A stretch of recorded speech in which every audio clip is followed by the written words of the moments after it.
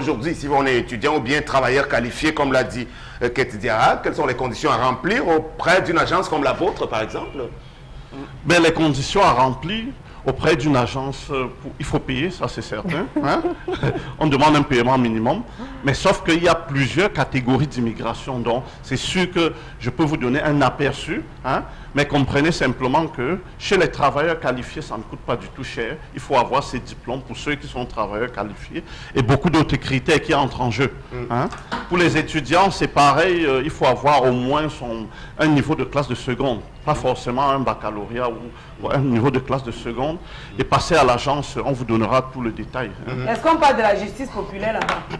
Non, la justice populaire n'existe pas. Moi, je veux savoir, maman, je veux me connaître. Quand tu ne connais pas Nobé, dis que tu ne connais pas.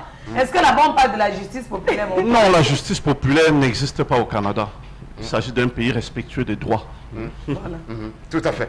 C'est vrai que vous avez juste donné un aperçu. J'aurais aimé que vous puissiez aller un peu plus loin parce que dans les conditionnalités aujourd'hui, ceux qui voudront se lancer dans cette activité ont besoin d'avoir un peu plus de détails. Donc, en plus du montant qui est à payer. Oui?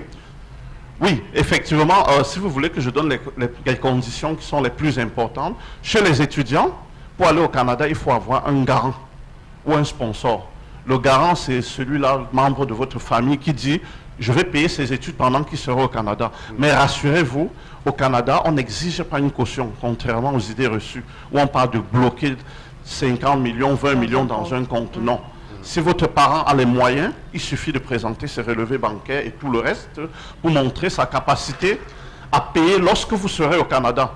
Mais on n'exige pas une caution. Vous pouvez le faire, verser une caution, mais ce n'est pas obligatoire.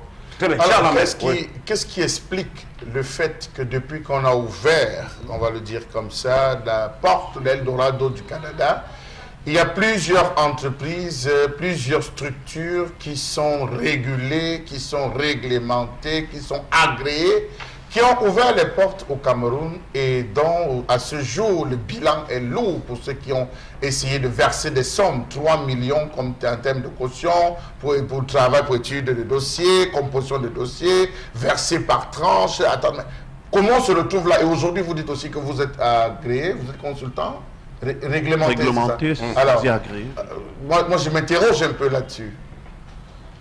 Je crois qu'il faut faire la différence. Lorsque vous dites qu'on a ouvert des bureaux un peu partout, il faut faire de la différence. Je peux citer, j'ai au moins 36, hein, j'en ai 36, je peux citer. C'est cela, toujours aussi, seulement dans le périmètre à quoi? Ils sont nombreux. Ils sont nombreux. Donc les résultats sont vraiment... Faites la différence donc, entre des bureaux qui ouvrent de façon officielle et légale, dirigés par des consultants autorisés, et des bureaux qui ouvrent de façon complètement illégale et dont les dirigeants n'ont aucune expertise. Quelle est la différence?